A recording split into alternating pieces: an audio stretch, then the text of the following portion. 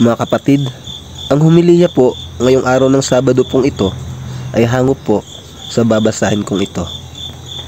Marcos, Kapitulo 4, versikulo 35 hanggang 41. Pinatigil ni Jesus ang bagyo. Kinagabihay, sinabi ni Jesus sa mga alagad, "Tumawid kayo sa ibayo."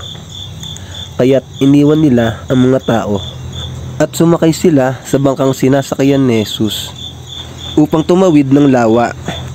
May iba pang mga bangkang nakisabay sa kanila. Habang naglalayag, inabot sila ng malakas na bagyo. Kaya't ang bangkang sinasakayan nila'y hinampas ng malaking alon at ito'y halos mapuno na ng tubig. Si Jesus ay natutulog noon sa may hulihan ng bangka, nakahilig sa isang unan.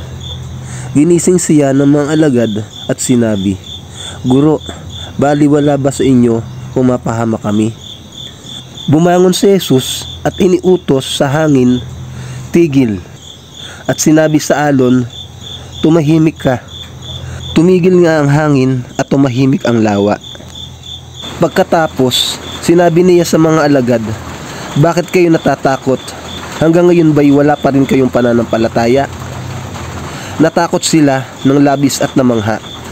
Sinabi nila sa isa't isa, "Anong klaseng tao ito? Pati hangin at lawa ay sumusunod sa inuutos niya."